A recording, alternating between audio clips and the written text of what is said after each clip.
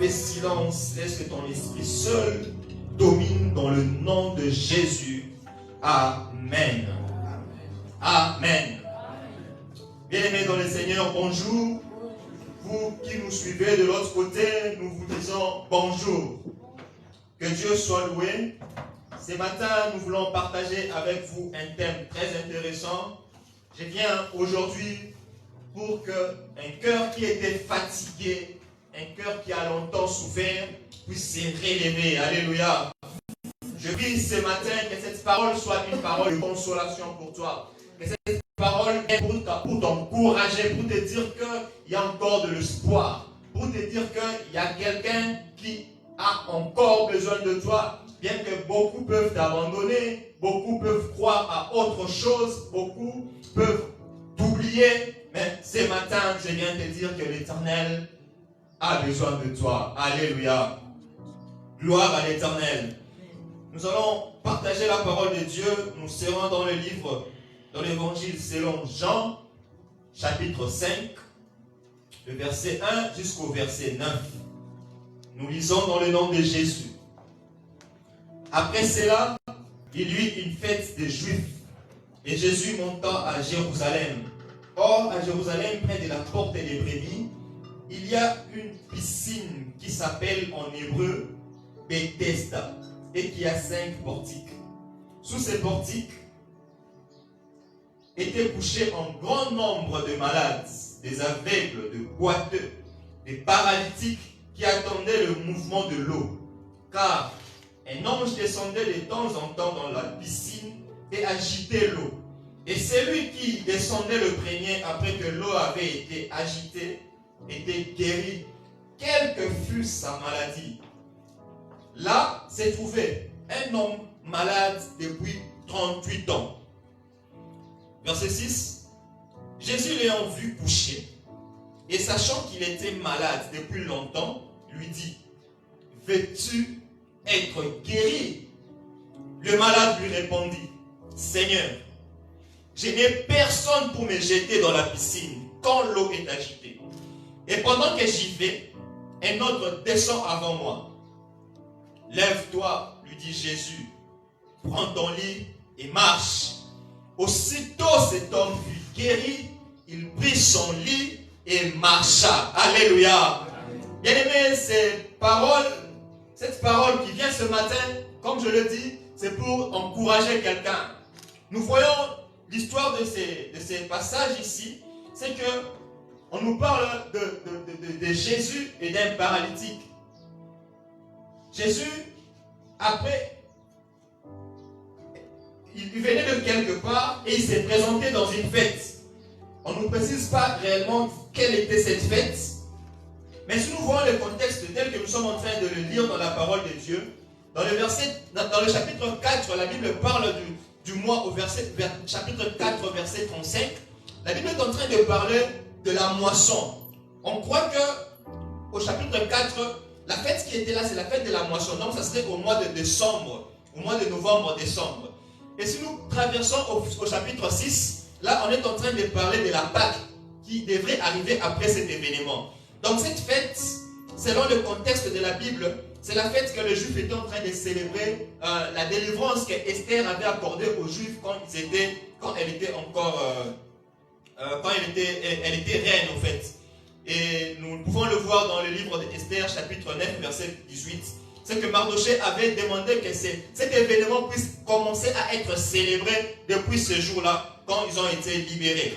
Alors, Jésus s'emmène dans cette circonstance-là, pendant que tout le monde est en train de fêter, mais Jésus a une drôle façon de fêter. Il ne va pas fêter avec ceux qui sont en train de danser. Il n'est pas parti fêter avec ceux qui ont préparé, ceux qui ont invité des gens, mais lui-même s'est invité là où il y avait de malades. Alléluia. Aujourd'hui, Jésus voudrait pas seulement se réjouir avec tous ceux qui sont en train de rendre gloire à Dieu par rapport à ce qu'ils ont reçu, par rapport à leur bénédiction.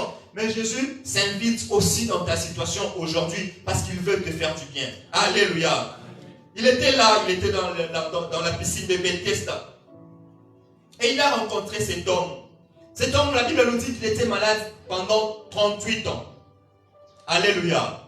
Depuis 38 ans, une maladie qui était plus âgée même que Jésus qui avait que 33. Donc c'est qu'il a commencé à être malade avant que Jésus naisse. Et Jésus est venu avec la solution en trouvant une maladie qui a commencé avant sa naissance. Alléluia. Alors j'aimerais te dire ce matin que le problème que tu as, quelle que soit la durée de ces problèmes-là, bien que tu as tenté par-ci, par-là, j'aimerais te dire ce matin qu'il y a un Jésus. Alléluia. Il y a un Jésus. Comme le thème nous dit, c'est une question notre thème. À qui t'attends-tu? À qui t'attends-tu? Je me pose des questions. Pourquoi est-ce que Jésus, il vient, il trouve cet homme malade? D'abord, il vient dans un environnement où tout le monde est malade. Parce que quand vous lisez bien, vous lisez au chapitre, au verset 3, on nous parle, on nous présente au fait comment est-ce que les gens étaient autour de la piscine. Il y avait des aveugles, il y avait des boiteux, il y avait des paralytiques. C'est que là où Jésus venait, toute personne qui était présente aspirait à une guérison. Mais Jésus le pose quand même la question de savoir, veux-tu être guéri? Cette question,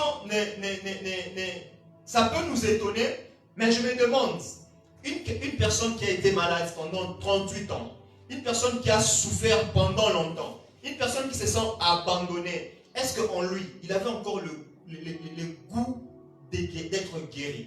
Est-ce qu'il espérait encore? Alors, nous pensons que cette question-là de Jésus était importante parce que Jésus voulait réveiller en cet homme et exciter en lui le vouloir d'être guéri. C'est comme s'il se plaignait plus de son sort. C'est comme s'il n'avait plus d'espoir, alors il n'espérait plus à autre position qu'être là.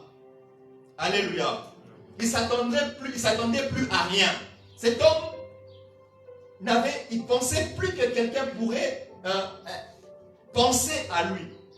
Mais la question de Jésus, c'était pour exciter la volonté de ces paralytiques, pour qu'ils produisent en lui un espoir. Alléluia. Et également, cette question était pour attirer l'attention de ces malheureux. Parce que je me pose la question, depuis qu'il était là, personne ne l'a posé ce genre de questions. Personne s'est soucié de lui. Les preuves en est que quand il est en train de dire, il dit, quand l'eau est agitée, personne ne dit, bon, celui-ci il a fait 30 ans, 38 ans, est-ce qu'on ne peut pas les laisser d'abord? Donc, à cet endroit-là, c'était sauve qui peut. Personne ne se souciait de l'autre. Mais quand Jésus a posé cette question, Jésus voulait attirer d'abord son attention. Il voulait réveiller en lui la confiance. Il voulait réveiller en lui la foi. Il voulait que cet homme puisse se poser des questions. Mais qui est cet homme? Pourquoi il me pose cette question? Alors que je suis ici pendant longtemps, personne ne m'a posé ce genre de questions. Alléluia. Ah, cette question peut être posée. Tu diras bien que Jésus connaît mon problème. Ah, il connaît que j'ai besoin d'argent.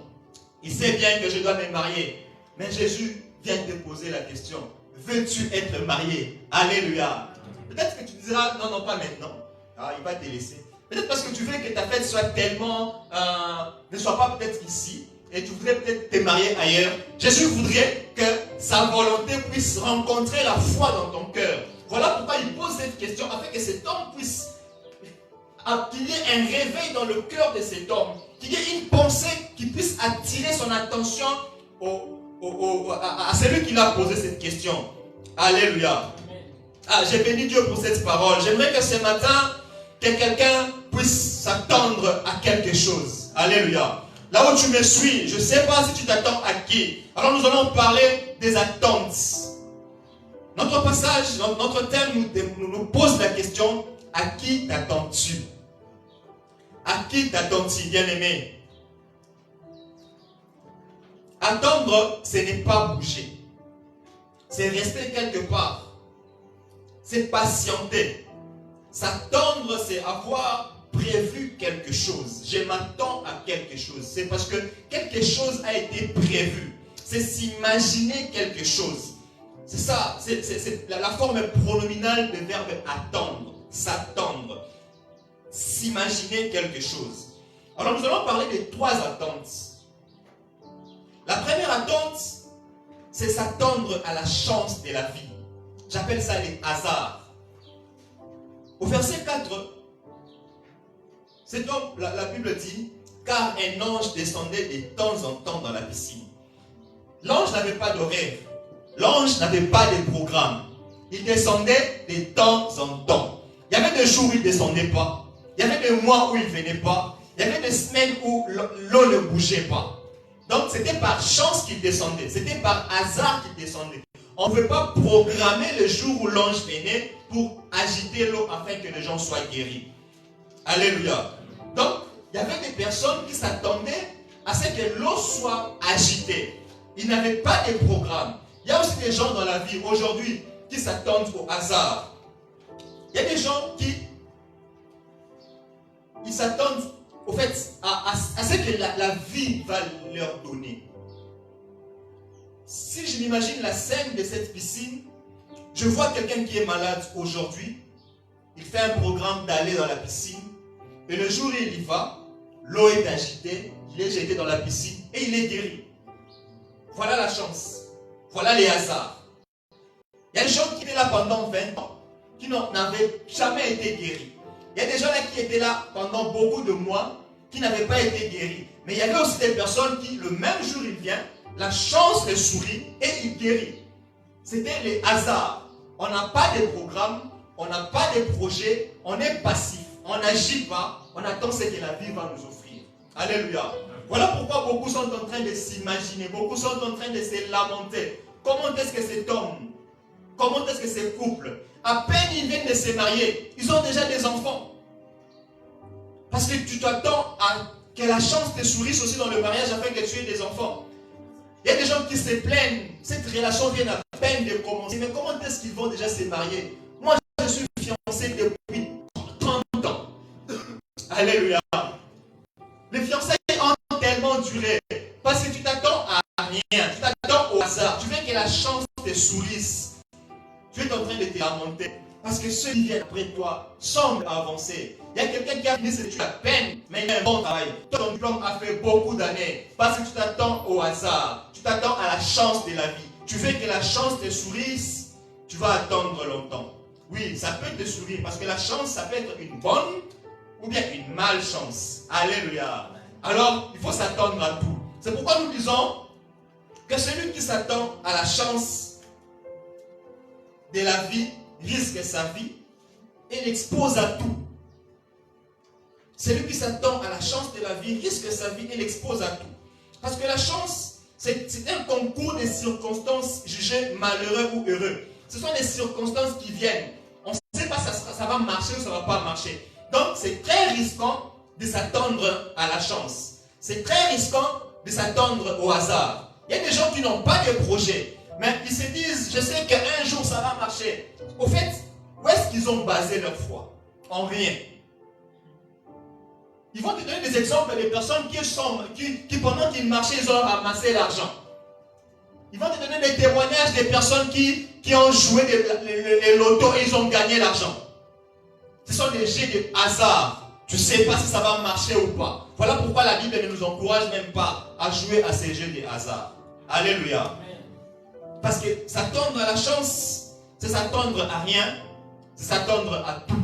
Et c'est risquer sa vie, c'est exposer sa vie. Ce matin, je ne viens pas t'encourager de s'attendre à la chance. Si tu t'attendais à la chance de la vie, si tu t'attendais que quelque chose puisse bouger, puisse t'arriver, sans pour autant que tu fasses un mouvement, sans pour autant que tu appliques ta foi, je viens te décourager. Je voudrais que ce matin, que tu changes ta perfection, ta perception de choses, que tu changes tes attentes. Alléluia. Voilà ce qui arrive quand on attend la chance. Quand on attend que la chance nous sourisse. Quand on se laisse entraîner par la vie. Quand on est passif face aux réalités de la vie. Nous avons dit que celui qui s'attend à la chance, celui qui s'attend à la chance de la vie, risque sa vie et l'expose à tout. Deuxième attente, s'attendre aux hommes. Le verset 7, la Bible nous dit ceci. Les malades lui répondent, Seigneur, je n'ai personne pour me jeter dans la piscine. Quand l'eau est agitée, et pendant que j'y vais, un autre descend avant moi. Alléluia. Cet homme, sûrement, c'est vrai, il est paralytique. Il est arrivé là comment? Sûrement que sa famille l'a emmené là. Des amis peut-être l'ont emmené là. Il s'attendrait que ces gens-là soient avec lui là. Mais 38 ans, on n'a rien à faire. Toujours à d'attendre. Au fait, ce n'est pas nous qui sommes malades, c'est toi qui es malade. Et ils sont partis, ils l'ont laissé là. Alléluia. À ce niveau, nous allons parler de désentente. Il y a s'attendre premièrement aux autres et s'attendre à soi-même.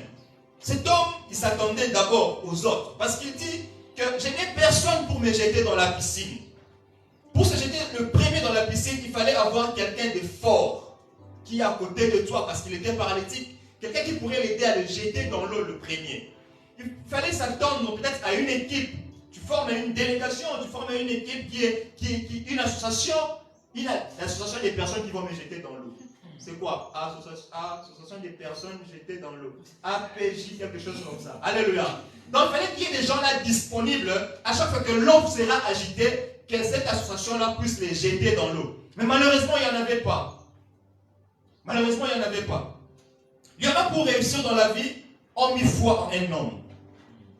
Il y en a pour que leur vie puisse marcher, leur foi est dans leur papa, leur maman, un oncle qui est haut placé quelque part. C'est ça, c'est là où ils ont placé leurs attentes.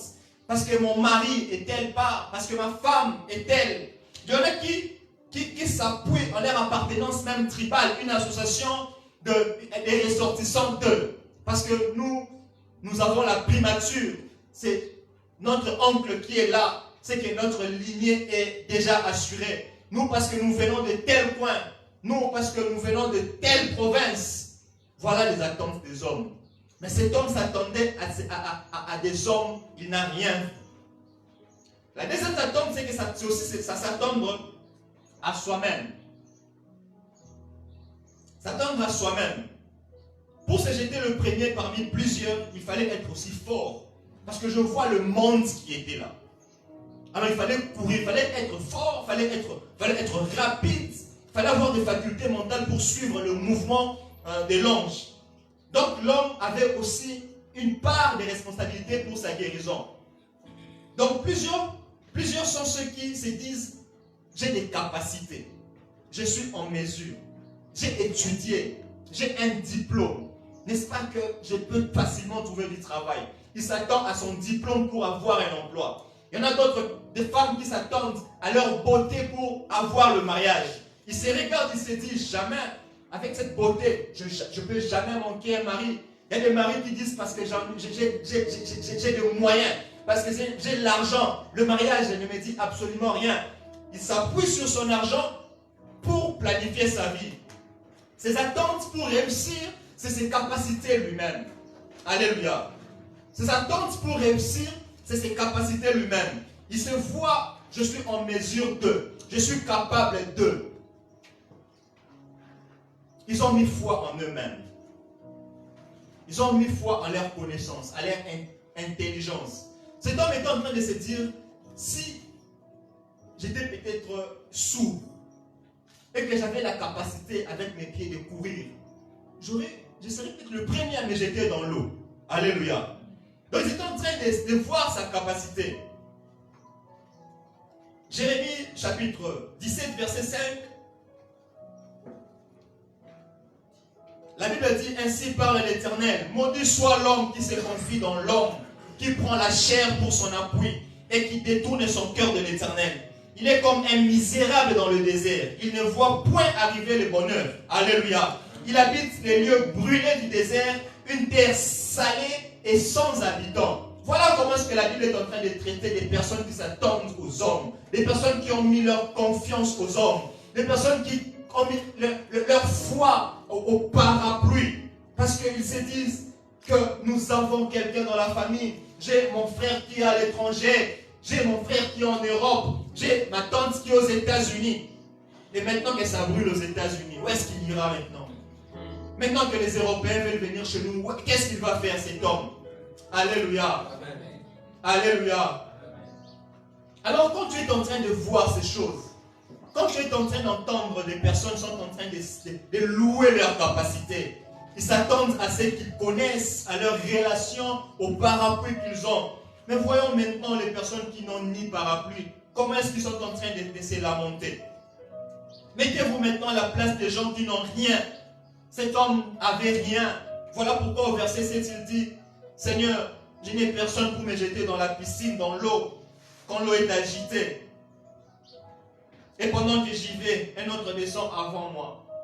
Il y en a un autre, Jérémie, le chapitre 1, le verset 6. Voilà ce qu'il dit. J'ai répondu, ah Seigneur éternel, voici je ne sais point parler, car je suis un enfant. Alléluia. Il y a des personnes qui reconnaissent qu'ils sont faibles. Ils reconnaissent qu'ils ne peuvent pas s'attendre à quelque chose d'eux-mêmes. Moïse l'a dit aussi dans Exode chapitre 4, verset 10. Il dit, Seigneur, je ne suis pas un homme qui ait la parole facile. Et ce n'est ni d'hier, ni d'avant-hier, ni même depuis que tu parles à ton serviteur, car j'ai la bouche et la langue embarrassée. Alléluia. Bien-aimé, aujourd'hui, je ne voudrais pas que tu puisses t'attendre au hasard de la vie. Je ne voudrais même pas que tu t'attendes à ce que tu as ou à ce que tu connais. Je ne voudrais même pas que tu t'attendes à quelqu'un de ta famille. Je ne voudrais pas que tu t'attendes même au président de la République. Mais j'aimerais que tu puisses fixer tes yeux vers l'Éternel. Alléluia. Parce que c'est ça notre troisième attente. Et c'est la meilleure attente. S'attendre à Jésus. Alléluia. Il y a des gens qui s'attendent à Jésus. Et ce matin, j'aimerais t'encourager de t'attendre à Jésus. Jésus ne déçoit jamais. Alléluia. Amen. Jésus n'a pas d'excuses. Jésus n'est pas en rupture de stock. Jésus ne peut pas te fuir parce qu'il t'a promis et qu'il ne peut pas réaliser. Jésus ne peut pas éteindre son téléphone parce que tu le déranges. Jésus, il s'est assumé. Alléluia. Amen. Il s'est assumé. Voilà pourquoi nous devons nous attendre à Jésus. Nous devons nous attendre à Dieu. Jésus vient nous dire de cesser de compter sur les hasards. Ce matin, il vient nous dire de cesser de compter sur la chance, sur les efforts humains. Il nous amène une bénédiction spéciale. Alléluia. Il nous amène une chose nouvelle. Cet homme, quand il a vu Jésus lui poser cette question, il se disait, qui est celui-ci? Est-ce que dans ces lieux où tout le monde a besoin de la guérison, est-ce que je peux avoir cette question? J'aimerais te dire que Jésus fait du jamais vécu dans un contexte bien connu de tous. Alléluia. Tout le monde sait qu'avant que tu guérisses, tu dois tomber dans l'eau. Tout le monde sait que tu peux sortir des bêtises si tu es mouillé. Alléluia. Mais Jésus s'emmène. Il fait une guérison à sec. Jésus n'a pas besoin que tu tombes dans l'eau. Donc il fait du jamais vécu dans un contexte bien connu. Tout le monde connaît qu'avant de trouver un emploi, avant d'entrer dans une boîte, si tu n'es pas fils d'eux, si tu n'es pas ami d'eux, si tu n'as pas été recommandé par, cela ne peut jamais se faire. Mais Jésus sait aussi que c'est comme ça. Toi, tu sais aussi que c'est comme ça. Nous aussi, nous savons que c'est comme ça. Mais Jésus n'a pas besoin de ça. Jésus, quand il s'emmène, il fait ce qu'il veut, et selon son plan. Alléluia. Il sort des principes des hommes. Il quitte la règle. Il crée l'exception et surpasse les interdits des hommes. Alléluia. C'est ça Jésus. C'est le Jésus que je vais te présenter ce matin. C'est Jésus pour qui je viens te parler ce matin. Je voudrais que tes attentes soient tournées vers ce Jésus-là. Que tu mettes complètement ta confiance en Jésus. Alléluia. Ah, que Dieu te bénisse. Il agit à sa manière. Il agit à son temps. Il agit selon sa volonté. Bethesda, maison de grâce, maison de miséricorde, maison de compassion. La miséricorde, c'est une suspension de la punition ou du jugement pour une personne condamnée. Jésus a été ému de compassion. Il guérit par compassion. Il bénit par compassion. Il ne regarde pas ton état. Parce que si vous voyez la suite de ce passage, vers la fin, quand Jésus a encore rencontré cet homme, il lui a dit ceci: vas-y et ne pêche plus, de peur que le pire t'arrive. Donc, la maladie de cet homme était donc causée par le péché. Alléluia. Mais Jésus, quand il est venu dans sa vie, il n'a pas commencé à te juger. Tu n'as pas d'enfant parce que tu as avorté. Voilà comment tu as refusé beaucoup de fiancés. C'est pourquoi tu ne trouves pas de mariage. Non, non. Jésus a résolu d'abord ce problème. Alléluia. Jésus ne vient pas te condamner. Il est venu pour te sauver. Alléluia. Jésus a donné sa vie pour te sauver. C'est pour toi, pécheur, que Jésus s'est fait pécheur. C'est pour toi, pécheur, qu'il a pris ta place à la croix. Et ce matin, je viens te dire que Jésus est là. Attends-toi à lui. Alléluia. Mets ta confiance en lui. Dieu attend de nous trois choses. Alléluia. Il voudrait que nos regards soient fixés vers lui en ayant la foi premièrement. Parce que la foi, c'est la confiance en lui. Quand nous avons la foi en Dieu, nous lui disons: Seigneur, nous n'avons personne que toi. Alléluia. Deuxièmement, il voudrait que nous puissions être patients dans l'épreuve. Parce que c'est l'impatience qui nous amène à tourner nos yeux ailleurs. C'est l'impatience qui nous emmène à chercher des raccourcis, à chercher des solutions en dehors de Jésus. Jésus voudrait que tu aies la foi, il voudrait que tu aies la patience dans cette épreuve, mais aussi la persévérance dans la prière. Voilà ces trois choses. Persévère dans la prière, garde ta foi, patience pendant l'épreuve, continue à prier et Dieu est là. La Bible dit dans Romains 4, verset 19, c'est là que nous allons finir avant de prier, bien aimé. Romains chapitre 4, verset 19, la Bible dit: et sans faiblir dans la foi, il ne considéra point que son corps était déjà usé, puisqu'il avait près de 100 ans, et que Sarah n'était plus en état d'avoir d'enfant. Il ne douta point, par incrédulité, au sujet de la promesse de Dieu, mais il fut fortifié par la foi, donnant gloire à Dieu, et ayant la pleine conviction que ce qu'il promet, il peut aussi l'accomplir. Alléluia. Alors aujourd'hui, la Bible nous présente la foi d'Abraham. C'est quelqu'un qui pouvait déjà désespérer. C'est quelqu'un qui pouvait déjà changer la vie. Mais il est resté confiant en l'Éternel. Il est resté confiant à l'Éternel. Il s'est attaché à Dieu jusqu'à la fin. Parce qu'il savait que celui qui a fait la promesse est fidèle. Il savait que celui qui a fait la promesse, il est fidèle. Parce que quand Dieu fait la promesse, quand il promet quelque chose, il engage sa réputation. Il engage sa personne. Il ne peut jamais décevoir. Alléluia. Oh, ce matin, pour ta situation, j'aimerais te dire, attends-toi à Jésus. Ce matin, pour la situation de ton mariage, j'aimerais te dire, attends-toi à Jésus. Ce matin, toi qui me suis, j'aimerais te dire, attends-toi à Jésus. Que rien ne puisse te briser, que rien ne puisse te fragiliser, car nous avons celui qui est capable de changer notre vie. Nous avons celui qui est capable de changer notre vie. Nous voulons nous mettre en prière. Nous allons prier par rapport à cette parole. J'aimerais que là où tu me suis, que tu inclines ton cœur, que tu demandes à Dieu ces trois choses. Ces trois choses qui vont t'aider à tenir ferme. Ces trois choses qui vont t'aider, qui vont te permettre d'être debout pendant cette période difficile. Oui, tu te poses des questions. Quand est-ce que la situation va s'arranger? Je te pose des questions par rapport au déconfinement, par rapport à la fin de la pandémie. Mais Jésus veut que tu puisses avoir la foi. Et si tu en manques ce matin, commence à prier. Demande la foi. Demande la foi. Demande la confiance en Dieu. Demande à Dieu la patience dans cette épreuve. Que ton cœur soit grand pour supporter. Demande à Dieu de te donner la persévérance dans la prière. Car il ne faudrait pas persévérer même sans rien faire. Il ne faudrait pas patienter sans rien faire. Sois patient dans cette épreuve.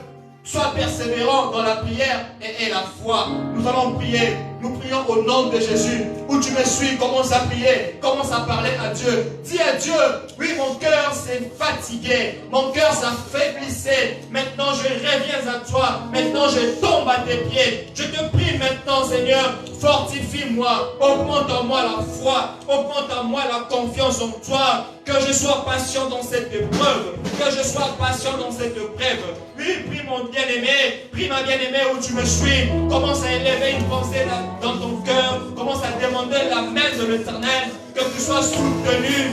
Que tu sois soutenu. Que le Saint-Esprit te soutienne. Oui, Esprit de Dieu, nous avons besoin de toi. Voilà comment nos cœurs s'affaiblissent. Voilà comment cette maladie a duré. Voilà comment ces problèmes a persisté. Voilà comment cette situation a duré. Oui, nous avons nos yeux fixés vers toi. Oui.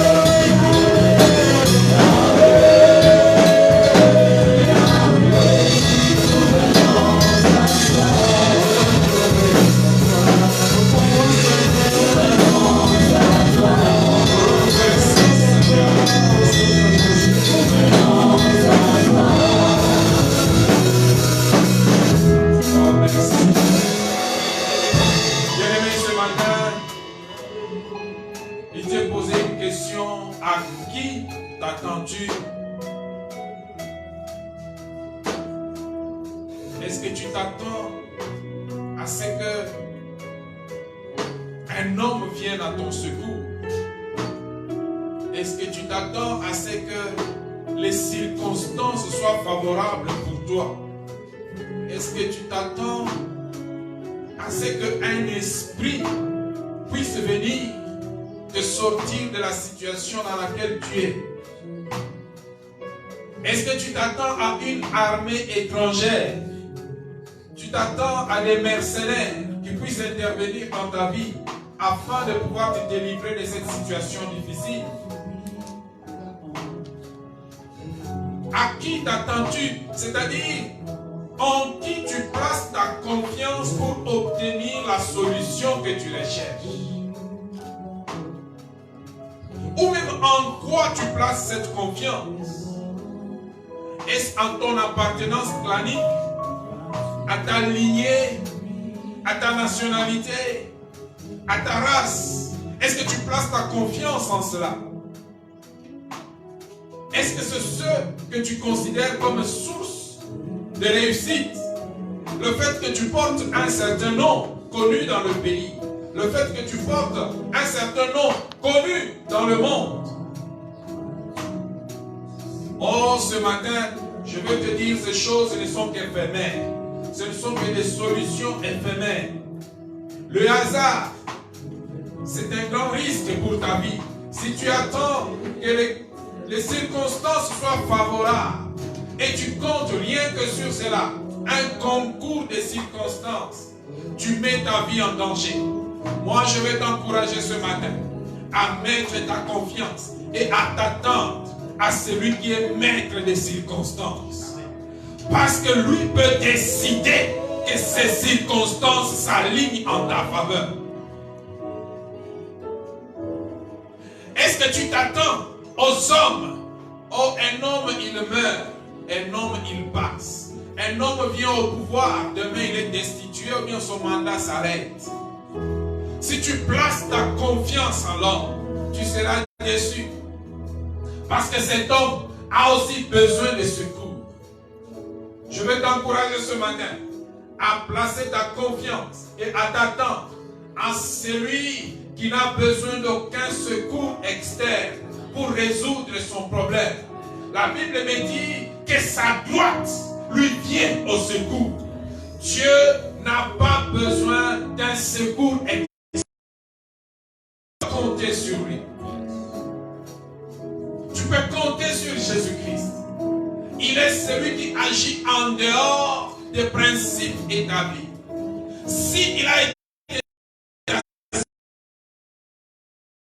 lui agit en dehors de ce temps-là, cette situation peut s'éclairer aujourd'hui même. En cet instant même où nous sommes en train de prononcer le nom de Jésus, de proclamer le nom de Jésus, cette situation change, cette situation est affectée. Il n'y a que Jésus seul à qui tu peux t'attendre. Cet homme n'a pas eu besoin d'être jeté dans la piscine. Il n'a pas eu besoin qu'un ange agite l'eau. Non, Jésus transcende les formules. Jésus transcende les habitudes. Jésus transcende les expériences. Il fait une nouvelle expérience avec toi. Tu es la première personne avec qui il va faire cela. Aucun de ces malades qui étaient assis là, dans la piscine, n'avait encore expérimenté cette histoire. Jésus est venu et cet homme, malgré ces années de maladie, était la première personne à expérimenter cette dimension nouvelle. Attends-toi à Jésus-Christ. Ce matin, j'annonce à quelqu'un qui est passé par des turbulences, qui est passé par des persécutions pendant des années. Jésus-Christ est là et il va te faire sortir de là de la façon dont tu ne t'attends pas, parce que lui, il n'a pas une façon d'obéir. Tout pouvoir entre sa main. Nous allons chanter encore ce cantique. Nous venons à toi, Seigneur. Et pendant que ce chant passe, je t'encourage à prendre un seul sujet particulier que tu présentes à Dieu, là où tu te trouves. Il y a un miracle qui va